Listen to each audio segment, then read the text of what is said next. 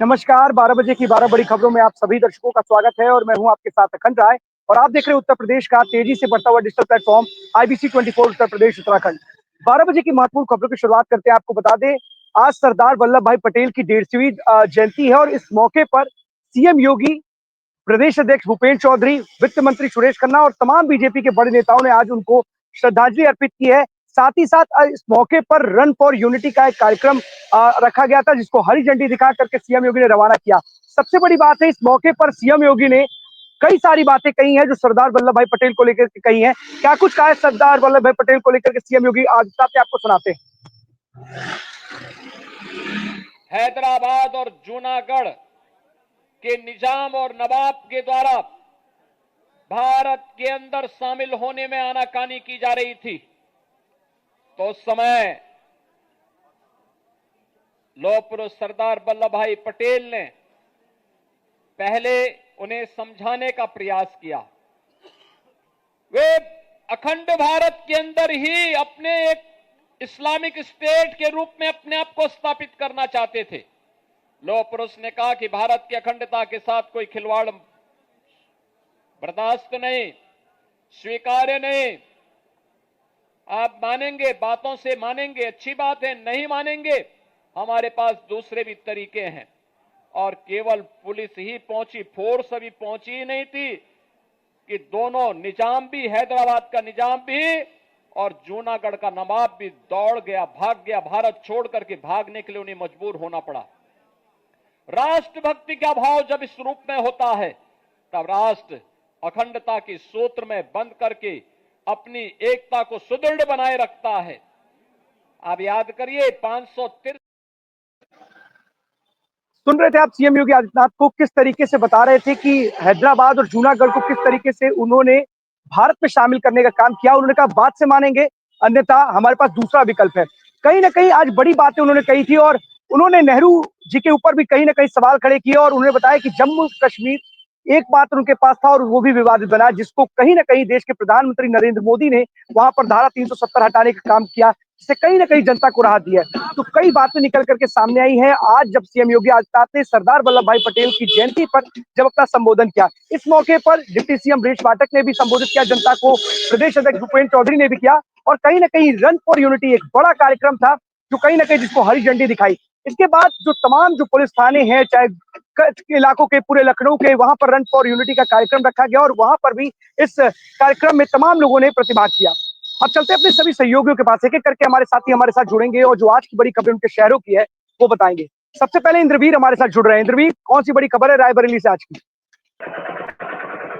देखिए अखंड, जैसा आपने बताया कि आज समूचा देश लौह पुरुष सरदार वल्लभ भाई पटेल की 150वीं जयंती मना रहा है। उसी उपलक्ष्य में आज रायबरेली जिले में भी 150वीं जयंती पर सरदार वल्लभ भाई पटेल जो लौह पुरुष कहे जाते थे हमारे देश के, और उसमें जो है आज रायबरेली जिला पूरा गूंज उठा है। इस रन फॉर यूनिटी में रायबरेली पुलिस की तरफ से एक दौड़ का आयोजन किया गया, जिसमें रायबरेली एसपी डॉक्टर यशबीर सिंह और हर्षिता माथुर डीएम रायबरेली, और अगर बात करें तो जिले के जितने थाने हैं हर थानों में रन फॉर यूनिटी दौड़ रखी गई, जिसमें जो है राज्यसभा सांसद हमारे यहाँ वो भी पहुंचे, संजय सेठ, और ऐसे तमाम पदाधिकारी और भाजपा के और पुलिस प्रशासन के या रायबरेली जिला प्रशासन के जिन्होंने जो है सरदार वल्लभ भाई पटेल की 150वीं जयंती पर ऐसे तमाम सारे प्रोग्राम रखे गए और पूरे जिले के जितने थाने हैं उनमें जो है ये सरदार वल्लभ भाई पटेल की जो जयंती मनाई जा रही है वो बढ़ चढ़कर, और रन फॉर यूनिटी को एक एकता और समरसता का नाम दिया गया है कि आने वाले समय में एकता का संदेश भी दिया जा रहा है कि जिस तरीके से उनकी अपनी कार्यशैली रही, और जैसा भी आपने सुना कि सूबे के मुख्यमंत्री योगी आदित्यनाथ ने भी कहा कि जिस तरीके से उन्होंने मुगल शासक जब उस समय रहे तो उनको भी खुली चेतावनी दी कि अगर आप अपनी मर्जी से छोड़कर जा रहे हैं तो ठीक है, नहीं उसके भी हमारे पास कई सारे तरीके। तो ये ऐसे लौह पुरुष भारत देश में ही पैदा हो सकते हैं और ये आगे भी थे और पहले भी थे और अब भी है और आगे भी होंगे। तो इसी को भारत देश कहा जाता है। अखंड इसी से आज पूरा देश गूंज रहा है। लौह पुरुष की 150वीं जयंती पर हमारे यहाँ रायबरेली के एसपी जो है उन्होंने क्या कहा है, हम चाहेंगे कि अगर तस्वीर अगर समय हो तो प्लीज एक बार फाइल जरूर प्ले की जाए, क्योंकि ऐसे महापुरुष के बारे में आज अधिकारी। सरदार वल्लभ भाई पटेल की 150वीं जयंती मनाई गई, क्या संदेश दिया गया है? देखिए, हमारे प्रथम गृह मंत्री की जन्म दिवस के उपलक्ष्य में राष्ट्रीय एकता दिवस का ये आयोजन किया गया है। पुलिस लाइन से शुरू होकर यूनिटी रन जनपद रायबरेली में किया गया है। लगभग 2.5 किलोमीटर का स्ट्रेच है, जिसमें आरटीसी के जो कर्मचारी ट्रेनिंग प्राप्त कर रहे हैं, स्कूल के बच्चे और 25 बटालियन कमांडेंट के कर्मचारी, कमांडेंट महोदय, सभी लोगों ने इसमें प्रतिभाग किया है और राष्ट्र की एकता और अखंडता बनाए रखने के लिए सबको जागरूक किया है। और सरदार वल्लभ भाई पटेल हमारे जो गृह मंत्री थे, उनके बारे में, उनके विषय में चर्चा की है। देखिए, सबसे बड़ी बात कि हम हम भी हैं, आप भी हैं, हम भी भारत देश में, लेकिन जब एक लौह पुरुष, एक महापुरुष जब ऐसे उनकी कार्यशैली को आज 150वीं जयंती भारत उनका मना रहा है, तो ऐसे लोगों के जब उसमें हम जाते हैं और याद करते हैं तो अपने आप में हमारे और आपके रोंगटे खड़े होते हैं। और ऐसा होना भी चाहिए, क्यों? क्योंकि आज उन्हीं की बदौलत हम, आप और ऐसे तमाम सारे क्रांतिकारी और लौह पुरुष, महापुरुष रहे कि जिनकी बदौलत भारत देश आजाद है। अभी हमने बीते 15 अगस्त को 19वां अपना स्वतंत्रता दिवस मनाया, तो ऐसे ही लोगों को ऐसी उनकी तिथियों पर याद करना चाहिए और एकता और समरसता का हमें जो है जो सीख मिल रही है, आने वाली जनरेशन को ऐसे ही सीख मिलती रहे और यही हम जानते रहे कि हमारे देश में ऐसे लोग महापुरुष रहे जिनकी बदौलत आज हम स्वतंत्र हैं। जी बिल्कुल इंद्रवीर, एकता और अखंडता को लेकर के जिस तरीके का विजन था सरदार वल्लभ भाई पटेल का, उसी को लेकर के आज सीएम योगी आदित्यनाथ ने बातें बताया किस तरीके से कितनी रियासतों को उन्होंने भारत में मिलाने का काम किया और जो लोग नहीं मान रहे थे उनको अपनी बातों से और न बातों से माने तो किस तरीके से मानेंगे, उसके भी फलस्वरूप आज ये बड़ी करते हुए कई कई एक राष्ट्रीय एकता और यही कारण प्रदेश में कार्यक्रम रखा गया और जो तमाम पुलिस फोर्सेज की जो थाने हैं वहां पर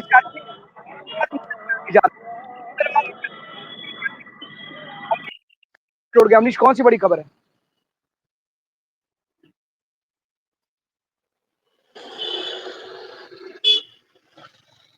अमनीश के बाद फिर से चलेंगे क्योंकि नेटवर्क का कुछ इशू है। रोहित हमारे साथ हमीरपुर से है। रोहित, कौन सी बड़ी खबर है हमीरपुर से आज की? बिल्कुल अखंड बताना चाहूंगा, आज हमीरपुर के राठ कोतवाली क्षेत्र में एक युवक ने पेट्रोल डाल करके खुद को आग के हवाले कर दिया। बताया जा रहा है कि परिवार में कुछ विवाद हुआ, जिसके बाद युवक ने सरेराह पेट्रोल डाल लिया और उसके बाद आग लगा ली। पास पर मौजूद लोगों ने पानी डाल करके आग बुझाई और उसको राठ सीएचसी में भर्ती कराया गया, जहां पर उसका इलाज जारी है। ये पूरा मामला राठ कोतवाली के बुधौलियाना मोहल्ले का बताया जा रहा है और बहुत ही दर्दनाक तरीके से पूरा जो युवक का शरीर है वो झुलसा है और अब इलाज जारी है। अखंड रोहित, क्या निकल करके वजह सामने आ रही है? जिस तरीके की बात आप कह रहे हैं, कोई पारिवारिक विवाद है और क्या स्थिति है उस युवक की जिसने इस तरीके का कार्य किया है, अपने को जोखिम पहुंचाया, आत्महत्या करने का प्रयास किया है? किस तरीके की स्थिति है उसकी? क्योंकि कई बार ऐसे मामले सामने आते हैं जिसमें कहीं ना कहीं स्थितियां खराब हो जाती है, कुछ दिनों बाद युवक की मौत हो जाती है, फिर पीड़ित की मौत हो जाती है। क्या है पूरा मामला?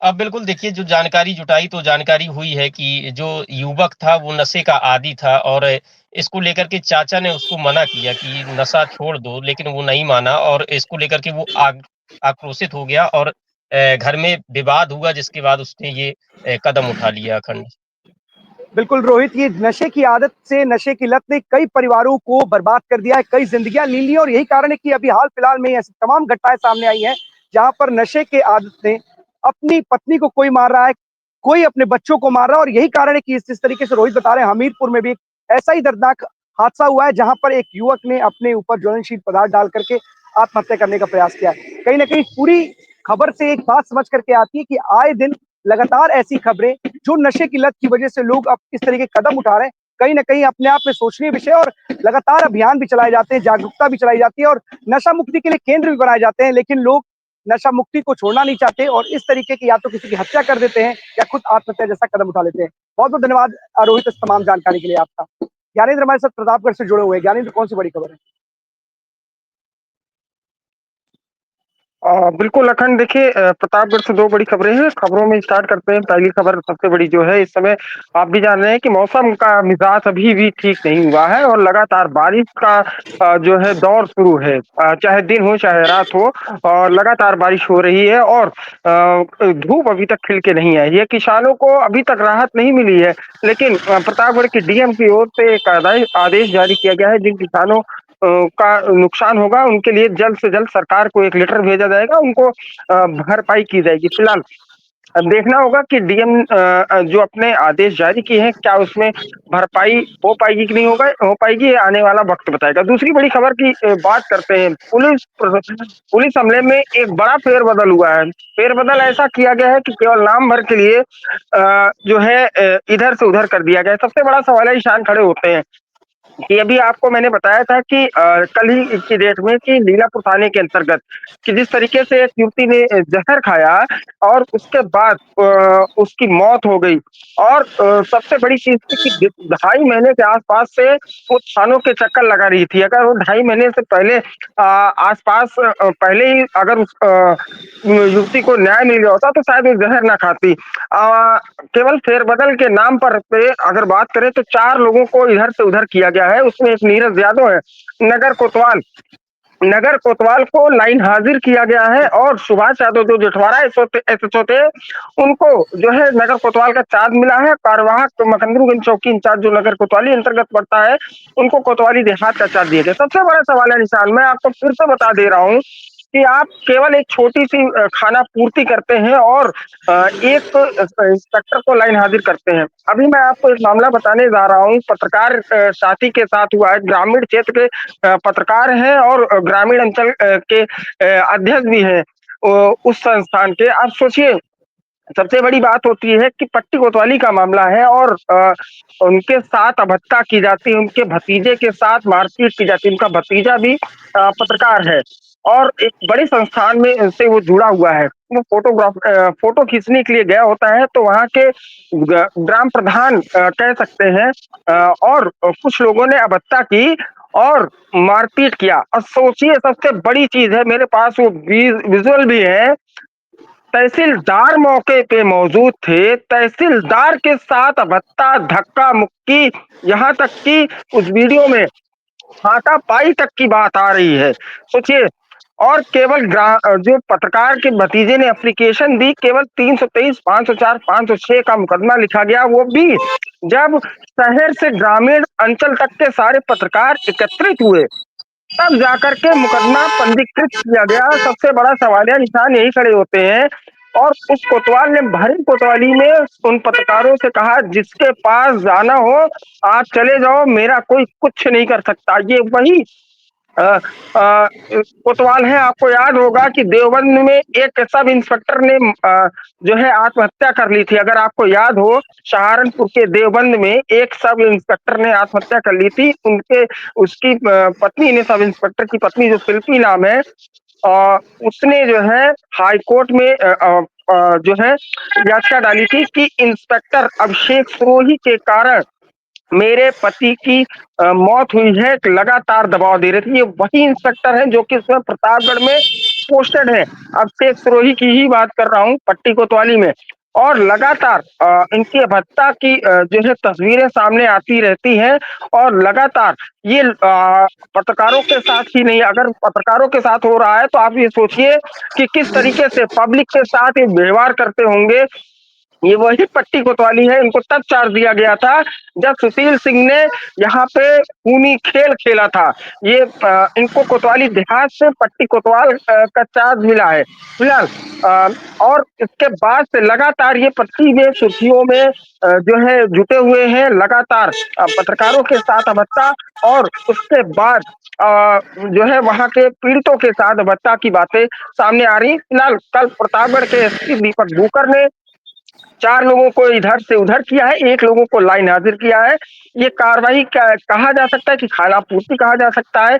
ये आने वाला वक्त बताएगा और फिलहाल वक्त बता ही चुका है। जिस तरीके से खानापूर्ति कही जा सकती है कि खानापूर्ति की गई है और सीधी सी बात ये खड़ी होती है कि जब इन पत्रकार स्टेशन ने साफ तौर पे ग्रामीण अंचल के स्टेशन ने एडिशनल और सीओ से मुलाकात की थी, तो इन्होंने साफ तौर पे कहा था कि कोतवाल के ऊपर जो है कार्रवाई की जाएगी। अभी तक कोई कार्रवाई नहीं की। लगातार ग्रामीण अंचल के पत्रकार कार्रवाई की मांग कर रहे हैं, लेकिन जो ये 4 नाम एसओ और एसएचओ को ट्रांसफर हुए हैं, इनमें उनका भी नाम और भी आक्रोशित आज ग्रामीण अंचल के पत्रकारों को कर रहा है कि अभिषेक सिरोही का नाम क्यों नहीं है। अखंड। अब ज्ञानेंद्र, दिक्कत यही है कि प्रतापगढ़ अपने आप से लगता है कि अपने हिसाब से चलता है, शायद उत्तर प्रदेश से अलग है, और उत्तर प्रदेश में जो कायदे कानून है शायद प्रतापगढ़ के लिए नहीं बने हैं। शायद यही कारण है कि वहाँ का हिसाब किताब एकदम अलग है, अपने हिसाब से ही चलता है।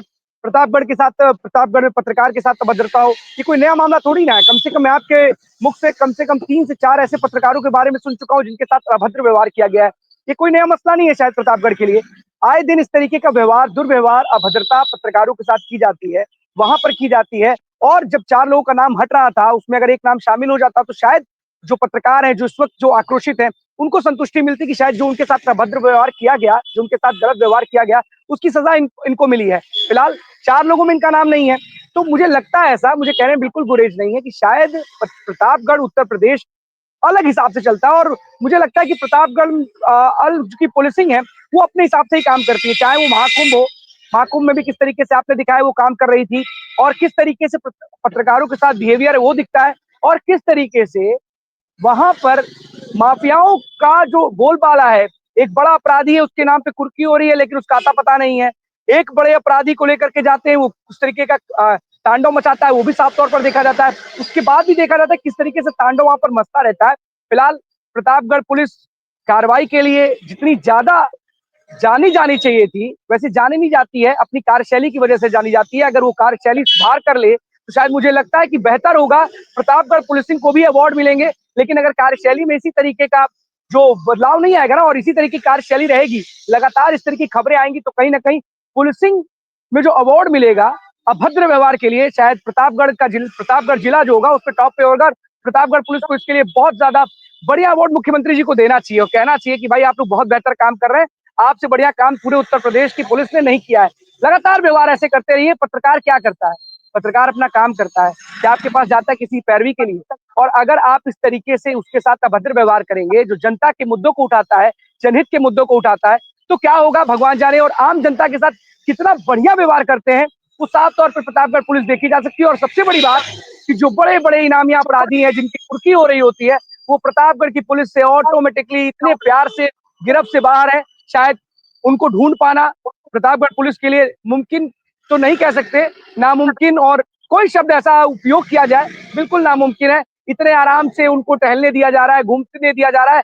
यूपी पुलिस बड़े से बड़े अपराधी को दूसरे देश से यहाँ यूपी ले आ रही है ढूंढ करके, लेकिन उत्तर प्रदेश की प्रतापगढ़ पुलिस अपने ही जिले के कुख्यात अपराधी, विख्यात अपराधी, क्योंकि अगर आपने ही उसको अपराधी बनाया तो मैं नहीं बनाया ना, आपने उसके ऊपर मुकदमा दर्ज किया है, तो अगर वो कुख्यात और विख्यात है तो कम से कम उस कुख्यात अपराधी को पकड़ने की भी जहमत उठाएंगे आप, तो शायद इस तरीके का सवाल नहीं उठाएंगे। लेकिन सबसे बड़ी बात है कि आपका साथ आधा से ज्यादा समय अभद्र व्यवहार में, पत्रकारों के साथ और वहां की जनता को परेशान करने में बीत जाता है। कहने बिल्कुल गुरेज नहीं, अगर है ऐसा और ज्ञानेंद्र ऐसा बता रहे हैं, और एक घटना नहीं है, मैं 1.5 से 2 महीने के अगर केवल हम लोग बैक में जाएंगे तो 1.5 से 2 महीने में कम से कम 4 ऐसे पत्रकारों के साथ घटना घटित हो गई, मुझे याद है, तो शायद प्रतापगढ़ पुलिस को भी याद होगा। फिलहाल आपकी कार्रवाई अपने आप में बेहतरीन है, और इसके लिए हमको अगर अवार्ड देना होता तो शायद मैं अवार्ड आपको देता कि आपकी सराहनीय कार्य के लिए आपको प्रशस्ति पत्र भी दिया जाए। फिलहाल जिस तरीके के कार्य आप कर रहे हैं,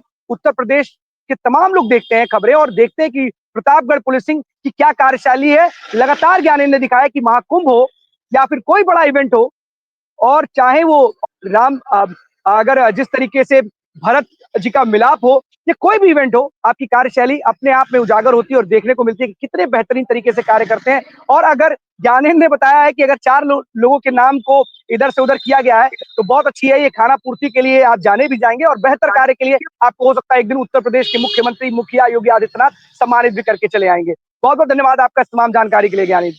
आदर्श हमारे साथ जुड़े हुए हैं हरदोई से। आदर्श, कौन सी बड़ी खबर है?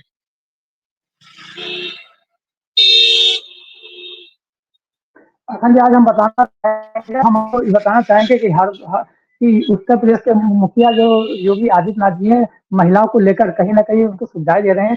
एक ऐसे मामला हरदोई जनपद से सामने आया है, जो ये महिलाएँ आईबीसी 24 चैनल भी देखती हैं और इन्होंने चैनल देखकर इन्होंने हमसे संपर्क भी किया है और इन्होंने जो महिला हमारे पास अभी उनसे बात भी करवाएँगे। ये महिला जो है इन्होंने फॉर्म डाला था एक कॉलोनी को लेकर, इनको न तो कोई कॉलोनी अभी तक मंजूर हुई है और ना किसी तरह कोई सुविधाएँ दी गई हैं। और सबसे बड़ी बात जो है, इनके पति जो हैं वो भी मेंटल डिस्टर्ब रहते हैं और इनके छोटे-छोटे बच्चे भी हैं और ये इधर दर-दर की ठोकरें खा रही हैं, लेकिन अभी तक इनकी कोई अधिकारी ने कुछ सुनवाई नहीं की है। हम उनसे बात करेंगे वो क्या है मामला। आगे बढ़ें।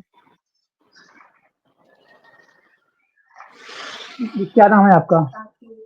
क्या समस्या है आपको?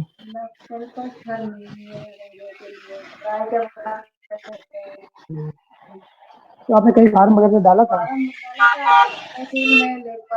पहले तो दूसरे बरस अच्छा। सुनवाई नहीं होती, कई बार डाला तो मेरे पास राशन कार्ड है, मतलब किसी भी प्रकार की कोई सुविधा मेरे पास नहीं है। मेरे छोटे-छोटे बच्चे हैं, समाज के हैं, तो मेरा मतलब किसी भी प्रकार का कोई वो नहीं है मेरे पास। आपको फॉर्म डाले कितने समय हो गया? ये हो गए 4 महीने से ज़्यादा ही हो गए। अभी तो सुविधा नहीं मिली आपको? हाँ, जाओ कोई बता देते हैं, बता देते हैं। बाकी है तो अखंड ये अभी आपने सुना है इनका कहना कि ये जहाँ भी जाती हैं इनको इधर टहला दिया जाता है, कहीं कोई कमी है, कहीं कोई कमी है, लेकिन इनको सुविधाओं से वंचित रखा गया है। जी कहिए। सबसे बड़ी बात है, कोई कमी है, कोई किसी प्रकार की कमी कौन बताएगा? उस कमी को दूर करने के लिए कोई ना कोई आपके पास कोई ना कोई तो ऑप्शन होगा ना, जो आप कम से कम इस ऑप्शन को दे सके कि क्या केवल और केवल आपको बस केवल टालना है, किसी को टहलाना है, किसी को परेशान करना है। क्या इतना समय है लोगों के पास क्या कि लगातार वो घूमते रहेंगे अपनी समस्या को लेकर के, दर-दर भटकते रहेंगे? और अगर कोई समस्या होती है, बिल्कुल सही बात है, क्योंकि मैंने ऐसी कई जगह देखी है कि अगर आप ऑनलाइन फॉर्म भरते हैं तो इतनी ज़्यादा फॉर्मेलिटीज़ होती हैं कि शायद उसको पूर्ण कर पाना या फुलफिल कर पाना आसान नहीं किसी के लिए। और इसी का फायदा उठा करके जो भी वहाँ पे कर्मचारी होते कहते हैं आप जाइए, लेकिन वही काम एक हरी पत्ती के साथ बड़ी आसानी के साथ हो जाता है अगर आप उसको करवाना चाहते हैं तो। कई जगहों पर ऐसा देखा गया है। लेकिन सबसे बड़ी बात है कि क्या इस देश में जो लोग हैं जिनके पास व्यवस्थाएं नहीं है, जो अपने काम को करना चाहते हैं, ईमानदारी से करना चाहते हैं और संसाधन उपलब्ध है, बिल्कुल मैं सरकार को इसके लिए दोषी नहीं ठहराऊंगा, क्योंकि सरकार ने सरल किया है, आसान किया है काम को करने के लिए, किसी प्रकार की कोई दिक्कत ना हो जनता को। लेकिन बहुत से ऐसे लोग हैं जो कर्मचारी हैं, न जाने क्यों अपनी जिम्मेदारी से भागते हैं, लोगों को परेशान करने का काम करते हैं, बार बार, एक बार नहीं, 2 बार नहीं, 4 बार। अरे आपको नहीं समझ में आ रहा है और किसी व्यक्ति के पास किसी वजह से कोई कमी रह जा रही है, तो क्या आपकी जिम्मेदारी नहीं बनती है कि उसको वहीं पर बैठ के भरवा लें? क्या आपको जब कुछ मिलेगा तभी ऐसा आप काम करेंगे? बहुत सारी समस्याएं ऐसी आती हैं। आदर्श देखिए बड़ी बात है, लेकिन इस पूरे मामले पर क्या कुछ कहना अधिकारियों का ये भी जरूर पूछिएगा, क्योंकि ये एक अकेला मामला नहीं है। ऐसा नहीं है कि कोई अकेला मामला है जो आप बता रहे हैं, इस तरीके कई मामले हैं और शायद हम लोग वहां तक नहीं पहुंच पाते, उन लोगों तक नहीं पहुंच पाते, बहुत परेशान लोग हैं। लेकिन अगर इस तरीके से लोग एक जगह से दूसरी जगह, दूसरी से तीसरी जगह, तीसरी से चौथी जगह जाते रहेंगे तो क्या उनके समस्या का समाधान होगा? जस्ट कितना समस्या बनी रहती है आधार कार्ड में नाम चेंज कराने के लिए या नाम दर्ज कराने के लिए, नया बनवाने के लिए। कई बार देखा है कि आधार कार्ड सेंटर पे सुबह जाना पड़ता है, फॉर्म लेकर के आना पड़ता है और उस टाइम पर वहां पहुंचना पड़ता है, लेकिन उसके बावजूद भी कई ऐसी दिक्कतें होती, पता चलता है वहां पर जो कर्मचारी है सब कुछ हो गया, सारी फॉर्मेलिटीज फुलफिल हो गई, तो पता चला प्रिंटर ठोक रहा है कि प्रिंटर पे ठोक दे तो हो सकता है प्रिंटर से प्रिंट आउट निकल जाए। तो कई अव्यवस्थाएं हैं, कम से कम इसको ध्यान में रखना चाहिए। और जो भी अधिकारियों के पास अगर, क्योंकि देखिए अधिकारियों के पास हर बात नहीं जा पाती है, कई बार ऐसा होता है कि जो लोग हैं वो वहां तक नहीं पहुंच पाते हैं, शायद उनका काम इसलिए हो भी नहीं पाता है। बड़े अधिकारी इच्छा से अच्छे से काम करना चाहते हैं, लेकिन कुछ लोग जिनके कंधों पर जिम्मेदारी है वो अपने काम को टालना जानते हैं और लोगों को टहलाना जानते हैं। इस पूरे मसले पर कुछ अगर अधिकारी कहते हैं, क्या कहते हैं, उनका वर्जन क्या है, जरूर बताइएगा, क्योंकि देखिए एक लोगों की बात नहीं है, कई लोगों की बात है और जनता से जुड़ी हुई बात है। और कम से कम इस पर क्या कहते हैं अधिकारी, ये भी जानना इन जनता का अधिकार है। बहुत सारी ऐसी केसेस है जहां पर इस तरीके की दिक्कतों का सामना करना पड़ता है। बहुत बहुत धन्यवाद आदर्श इस तमाम जानकारी के लिए आपका, क्योंकि ऐसी खबरें कहीं ना कहीं बताती है कि जो सिस्टम में खामियां हैं उसका किस तरीके से वहां पर बैठे हुए कर्मचारी फायदा उठा करके लोगों को परेशान करने का, टहलाने का और अपना काम टालने का कार्य किया करते हैं। और आदर्श ने जिस तरीके से दिखाया है, क्योंकि एक लोगों की ये कहानी नहीं है, एक लोगों की समस्या नहीं है, कई ऐसे लोग हैं जो उत्तर प्रदेश ही नहीं पूरे देश में इस बात को लेकर के परेशान है, उनकी ये समस्या है, लेकिन इस समस्या का समाधान होने में दिन नहीं महीनों लग जाते हैं, तब भी उनकी समस्या जस की तस बनी रह जाती है। आदर्श इसको लेकर के जरूर बात कीजिएगा। बहुत बहुत धन्यवाद आपका। कुलदीप अमेठी से जुड़े हुए हैं। अमेठी से कौन सी बड़ी खबर है कुलदीप? अखंड जी, मैं बता देना चाहता हूं कि जिस प्रकार से आज पूरा राष्ट्र, पूरा भारत राष्ट्र के लौह पुरुष सरदार वल्लभ भाई पटेल की 150वीं जयंती मना रहा है, उसी परिप्रेक्ष्य में आज गौरीगंज नवीन पुलिस लाइन से रन फॉर यूनिटी का शुभारंभ हुआ है, जहां पर अमेठी जनपद के पुलिस अधीक्षक अर्पणा रजत कौशिक और अमेठी जनपद के जिलाधिकारी संजय चौहान ने दौड़ लगाकर रन फॉर यूनिटी का शुभारंभ किया है। मैं बता देना चाहता हूं कि जिस प्रकार से पूरे देश में, पूरे हिंदुस्तान के अंदर, गुजरात में आज प्रधानमंत्री मोदी जी राष्ट्रीय एकता दिवस के रूप में परेड को संबोधित कर रहे हैं और स्टैच्यू ऑफ यूनिटी राष्ट्रीय एकता के दिवस के रूप में सरदार वल्लभ भाई पटेल की 150वीं जयंती के मौके पर गुजरात पहुंचकर कार्यक्रम को कर रहे हैं। उसी परिप्रेक्ष्य में आज अमेठी जनपद में जिले के आला अधिकारियों ने भी जो है सरदार वल्लभ भाई पटेल की जयंती मनाकर सबको संदेश देने का कार्य किया है। बिल्कुल कुलदीप, पूरे देश में जिस तरीके से सरदार वल्लभ भाई पटेल लौह पुरुष के रूप में जो जाने जाते हैं, एकता का प्रतीक है, राष्ट्रीय एकता दिवस के रूप में मनाया भी जाता है और रन फॉर यूनिटी के तहत लगातार एक कार्यक्रम भी कराया जाता है, जिसको यहाँ के भी मुखिया योगी आदित्यनाथ ने हरी झंडी दिखाई है। तो कहीं ना कहीं एक लौह पुरुष को याद करने का एक नायाब तरीका भी है। किस तरीके से पूरे भारत को अखंड भारत के रूप में बनाने का काम किया है, 563 रियासतों को भारत में मिलाने का काम किया और हैदराबाद और जूनागढ़ जैसी जो रियासतें थी जो भारत में विलय के लिए बिल्कुल भी तैयार नहीं थी, उनको भी मनाने का काम किया है, चाहे वो बातों से हो या फिर दूसरे और तरीकों से। क्योंकि खुद मुख्यमंत्री योगी आदित्यनाथ ने आज अपने संबोधन में साफ तौर पर बताया कि किस तरीके से जो लौह पुरुष हैं सरदार वल्लभ भाई पटेल, उन्होंने भारत की एकता और अखंडता के लिए क्यों किस तरीके के कदम उठाए हैं। तो इसी को याद कर रहे हैं, पूरा देश याद कर रहा है और आज देश के प्रधानमंत्री हो या प्रदेश के मुख्यमंत्री, सभी सरदार वल्लभ भाई पटेल की उस महान विभूति को याद करते हुए उनके द्वारा किए गए कार्य को भी जनता के सामने रख रहे हैं। बहुत बहुत धन्यवाद आपका तमाम जानकारी के लिए कुलदीप, क्योंकि लगातार इस तरीके की जो आज सरदार वल्लभ भाई पटेल के जयंती के अवसर पर 150वीं जयंती है और इस अवसर पर जगह जगह कार्यक्रम किए जा रहे हैं और रायबरेली ही नहीं, प्रतापगढ़ ही नहीं, अमेठी ही नहीं, पूरे प्रदेश में या कहीं पूरे देश में रन फॉर यूनिटी का एक विशेष कार्यक्रम रखा गया और राष्ट्रीय एकता दिवस के रूप में इसको मनाया भी जा रहा है। और यही कारण है कि उनके जो किए गए कार्य थे, जो अच्छे कार्य थे, जिसने भारत को पहचान दिलाने का काम किया था और कई रियासतों को भारत में मिलाने का काम किया गया था, इसको लेकर के भी मुख्यमंत्री योगी आदित्यनाथ ने बताया है जनता को अपने संबोधित करते हुए कि किस तरीके के विशेष कार्य उनके द्वारा किए गए हैं। आपको बता दें, लगातार बारिश हो रही है, 3 से 4 दिन, आज चौथा दिन है और हल्की फुल्की बारिश सुबह से ही हो रही है लखनऊ में भी, और कई ऐसे इलाके हैं जहां पर बारिश की वजह से बहुत सारी चीजें खराब हो चुकी है।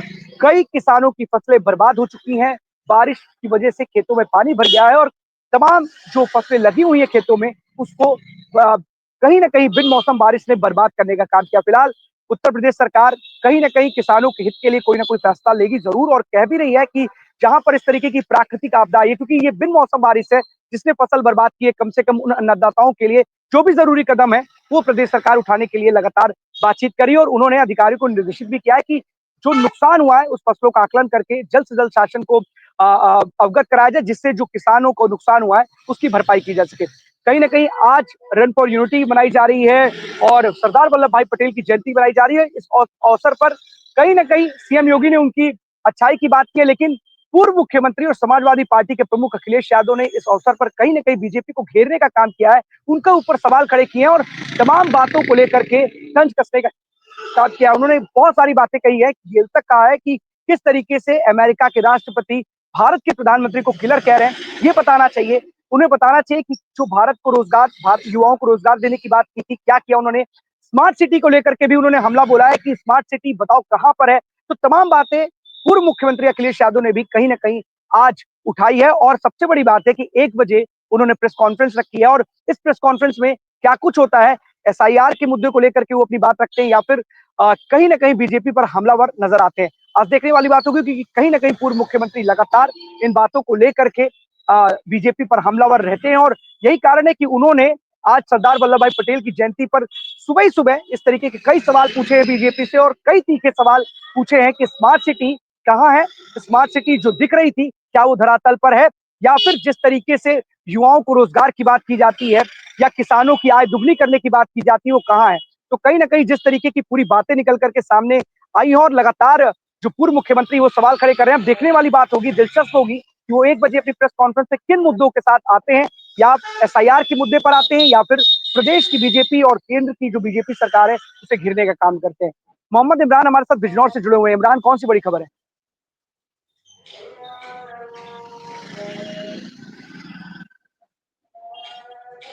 इमरान, आवाज आ रही है आपको? बिल्कुल आ रही है अखंड। देखिए, अगर मैं बताना चाहूंगा कि एसए की नंबर पर जो पीजी मीटर बिजनौर को धामपुर के फुटेज जो कि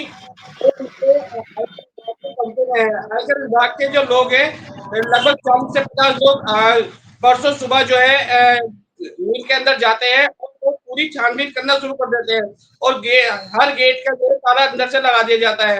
तभी जो फोन थे अंदर कर्मचारियों को फोन भी ले लिए गए और फोन लेने के बाद जो है सभी के फोन स्विच ऑफ कर दिए गए। फोन स्विच ऑफ करने के बाद जो बाहर कर्मचारी वो अंदर जा रहे थे और बाहर जो है कुछ कर्मचारी आयकर विभाग के लोगों के साथ गए हुए थे वो तो रोक दिया और अंदर जाने से मना कर दिया। उसके बाद लगभग 2 दिन होने के बाद भी अंदर जो है जांच पड़ताल चल रही है, लेकिन अभी तक आयकर विभाग की ओर से मीडिया कर्मियों को जो है कुछ भी बताने को तैयार नहीं है। इमरान, किस तरीके की, देखिए अपनी बातें भी होती, क्या आपके सूत्र कह रहे हैं किस चीज को लेकर के ये पूरी की पूरी आयकर की रेड है? क्योंकि एक दिन नहीं 2 दिन से लगातार कहीं पर अगर रेड चल रही है और बड़ी संख्या में वहां पर आयकर के अधिकारी मौजूद हैं, तो किस बात को लेकर के वहां पर आयकर की रेड है? क्या शुरुआती जानकारी निकल करके सामने आ रही, क्या आपके सोर्सेस बता रहे हैं? देखिए, क्षेत्र अधिकारी धामपुर से हमने इस बात की जानकारी लेने की कोशिश करी तो क्षेत्र अधिकारी धामपुर ने साफ तौर से कहा कि हम लोगों को इस चीज की कोई जानकारी नहीं है, ना ही हम लोगों से आयकर विभाग ने फोर्स के लिए कोई कॉन्टेक्ट किया और अब हम जो है इस चीज की जो है आला अधिकारी उसके बाद ही कुछ आप लोगों को बता पाएंगे। लेकिन कहीं ना कहीं आयकर विभाग की ओर से अभी तक कोई भी मीडिया कर्मियों को कुछ बताने के लिए कोई राजी नहीं है। सब लोग अंदर है और अंदर ही जांच पड़ताल कागजों की कर रहे हैं और सारे जो पुराने रिकॉर्ड जी बिल्कुल इमरान, एक बड़ी कार्रवाई है, एक नहीं बल्कि 2 दिन से लगातार ही चल रही है और अभी तक कुछ चीजें निकल करके सामने नहीं आई है। तो अपने आप में लगता है कि शायद आयकर विभाग की बड़ी कार्रवाई या बड़ी चीजों का खुलासा हो सकता है, क्योंकि जो भी चीजें हैं अभी कोई बातें, जैसे अगर कुछ भी होता है तो जल्द से जल्द बातें निकल के आ जाती हैं, कैश की बात आ जाती है, कुछ भी बातें निकल करके सामने आ जाती है, लेकिन 2 दिन बीत जाने के बाद भी अभी भी आयकर की अगर कार्रवाई चल रही है, लगातार बड़े अधिकारी वहां पर मौजूद है, तो अपने आप में सवाल ये उठता है कि क्या बड़ी कोई कार्रवाई आयकर विभाग की तरफ से वहां पर की जा रही है?